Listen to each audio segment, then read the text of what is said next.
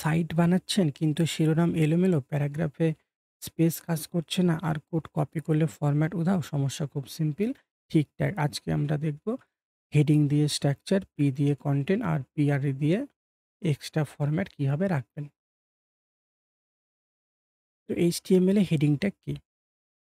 HTML এর web পেজে শিরোনাম মানে টাইটেল হেডিং লিখতে হেডিং ট্যাগটা ব্যবহার করা হয়। মোট ৬টা হেডিং ট্যাগ আছে, যেগুলি হলো H1, H2, H3, 4, 5, 6। এদের মধ্যে H1 হচ্ছে সবথেকে বড় হেডিং আর H6 হচ্ছে সবথেকে ছোট হেডিং। তো কিছু গুরুত্বপূর্ণ পয়েন্ট এখানে। সাধারণত একটি ওয়েব পেজে মাত্র একটি H1 ট্যাগ ব্যবহার করা হয়, যেটা ইসিওর জন্য ভালো। H1 সবচেয়ে গুরুত্বপূর্ণ শিরোনাম এবং H2, H3, 4, 5, 6 সাব শিরোনাম হিসাবে ব্যবহার করা হয়। তো এই হেডিং ট্যাগটা কিভাবে ইউজ করব এখানে? তো আগে আমাদেরকে সবার শুরুতে নোটপ্যাডটা ওপেন করে নিতে হবে। নোটপ্যাড ওপেন করার পর আর নোটপ্যাড কিভাবে ওপেন করতে হয়? কিবোর্ডের থেকে প্রেস করতে হবে উইন্ডোজ আর এই রান অপশনটা আসবে। এখানে টাইপ করতে হবে নোটপ্যাড। ওকে, তাহলে পরে এই নোটপ্যাডটা ওপেন হয়ে আসবে। তারপর এই যে কিছু কোড, এই কোডগুলো আমাদেরকে লিখে নিতে হবে। Doc type HTML, HTML header, title, title close, header close, body. এই কোডগুলো আমাদেরকে আগে লিখে নিতে হবে।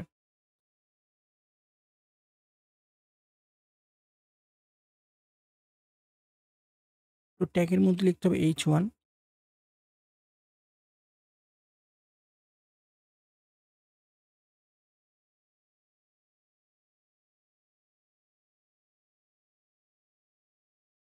তারপর H1 টাকে বন্ধ করে দিতে হবে।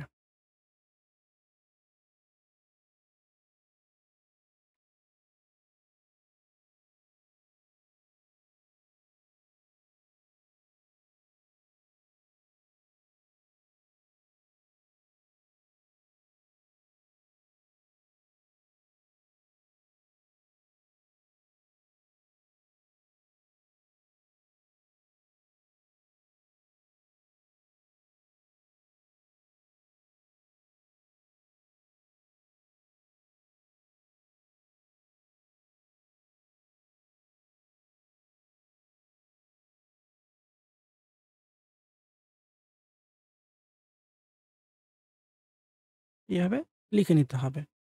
তারপর সেভ করতে হবে এটাকে।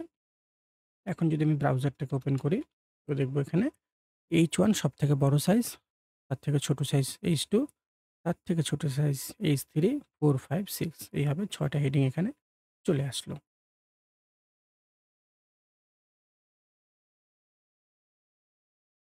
এখন এখানে একটা বিআর ইউজ করব। বিআর মানে ব্রেক, নিচে লাইনে আসার জন্য। HTML এ প্যারাগ্রাফ ট্যাগ কি? তো HTML এ প্যারাগ্রাফ তৈরি করতে প্যারাগ্রাফ ট্যাগ ব্যবহার করা হয়। তো প্যারাগ্রাফ ট্যাগ ব্যবহার করার জন্য শুরুতে আমাদেরকে ট্যাগের মধ্যে লিখতে হয় পি, আবার শেষে পিটাকে বন্ধ করতে হয়। তো ব্রাউজারে প্রতিটি প্যারাগ্রাফের আগে ও পরে স্বয়ংক্রিয়ভাবে ফাঁকা জায়গা মানে মার্জিন রাখে প্যারাগ্রাফ ট্যাগ।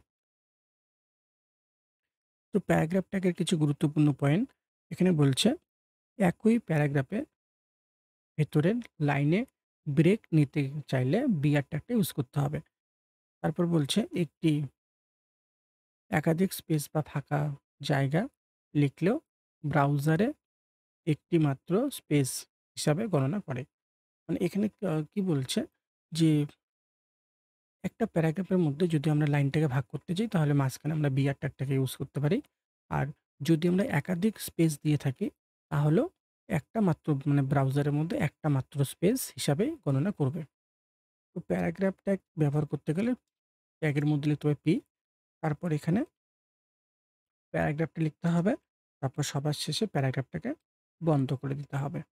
তারপর সেভ করব। এখন যদি আমি ব্রাউজারে রিফ্রেশ করি, দেখব এখানে প্যারাগ্রাফটা এখানে আমার চলে আসলো। এখন আমি চাচ্ছি আমার অনলাইনের পথ থেকে এটা নিচের লাইনে আসবে। তো এর জন্য আমি এখানে কি করব, অনলাইনের মধ্যে এসে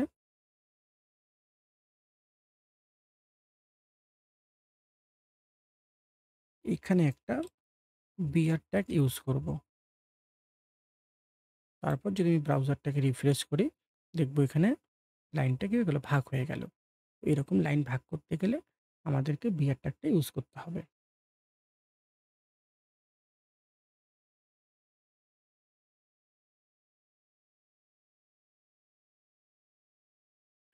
এরপর আছে HTML এ PRE ট্যাগ কি? তো PRE মানে হচ্ছে প্রেটোমেটেড টেক্সট।